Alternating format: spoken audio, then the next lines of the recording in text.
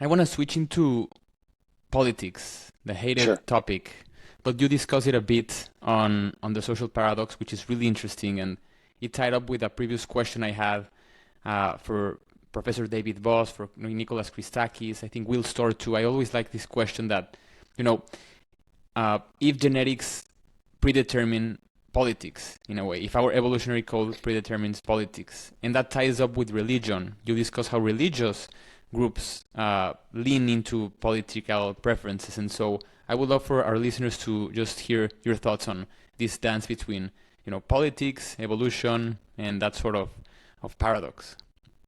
Sure. So religion is a good example of how the environment also plays a role in politics. So we can come back to that, but let's set that aside for the moment. Mm-hmm. Um, People's political leanings can be predicted to some degree, far from perfectly, by some of their most fundamental traits.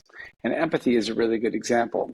So if you look around the world, people on the political left tend to be much more concerned about harms that other groups might be suffering because they're very empathic. And if I'm empathic and I see something bad happen to you, it hurts me. You can put me in a scanner and the same areas of my brain light up when you get your finger hammered than when I get my finger hammered. But if I'm not very empathic and you get your finger hammered, I'm like, oh, bummer. But it doesn't hurt me, right? Yeah. And so what that means is the more empathic you are, the more you tend to be on the left because the left tends to be looking out for other groups. Connection is their strongest value. And so all of us care about connection, but people who are more empathic care about it even more because if I can help you and make you not suffer, then I don't suffer either. And so what we see, for example, is women on average are more empathic than men, and they're more likely to be on the left than men. So there's lots of evidence that empathy really matters. Now, on the other side of the equation, remember I said we all care about connection, but we also Mm-hmm. all care about autonomy. Autonomy tends to be something that the political right cares more about. And so if you're on the right, your autonomy tends on average to be more important to you because you're much more concerned about individual rights. Can we structure a government where everybody can determine their own outcomes? Now, let's take an example of that. Taxation. Taxation is clearly necessary in order to build bridges and roads and do all the kinds of things that governments must do. But governments also, at least in the modern world, take care of their citizens as well. And so in the US, for example, at least since the 1930s, there's been welfare. And what that means is that families that are very poor have a governmental source of income that's increased over time so that basically now a third of government income is spent taking care of people who don't have as much, either medically or with income protection or all sorts of other ways. And so taxation is a way to support other humans, but it also limits my autonomy. And so if they take my money away and give it to you because you don't have a job, well, then I no longer can choose how to spend my money, even if I might have chosen to spend it on you. And so there's this constant battle between the left and the right about whether taxes should be up and we should have a lot of social services, or whether taxes should be minimal and we have minimal social services. And that's really a battle between autonomy and connection. And so because men tend to be more focused on autonomy than women, they're more likely to be on the political right. But of course, there's a lot of variability within men and women, meaning that they're scattered across both parties as well. Wow. Bill, let's discuss the religious side of politics too, that we set aside for a bit.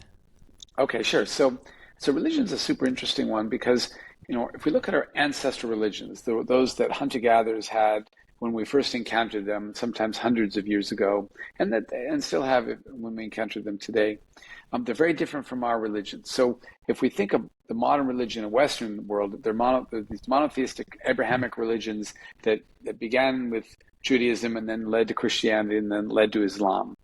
And they all start with the same book, the Torah, the Old Testament, and then they move to the New Testament, and then they move to the Quran. And and those religions differ dramatically from our ancestral ones in that morality plays an enormous role.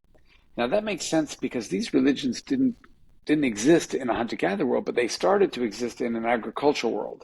And of course, hunter-gatherers don't need to worry about morality because they have so many social rules that determine morality, and they all know each other well.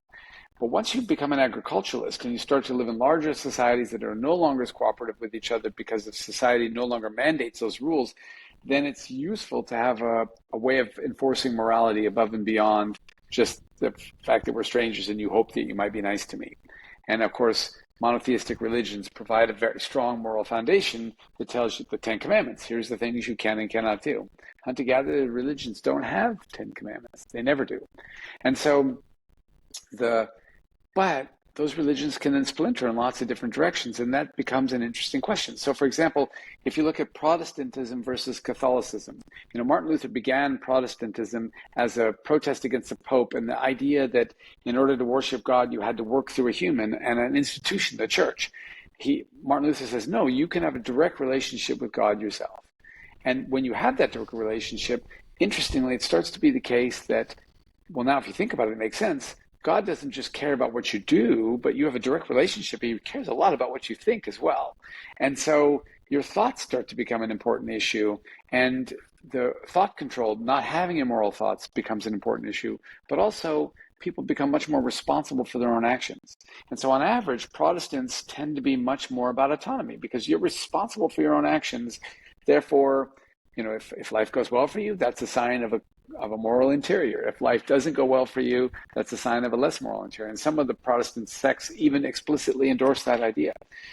And if you think about what autonomy means, that, remember I talked about earlier being on the political right. And so you end up with the idea that Protestants are more likely to be, for example, the United States, more likely to be Republicans than Catholics, who are less about autonomy and much more about connection. So religion can specifically push you in different directions.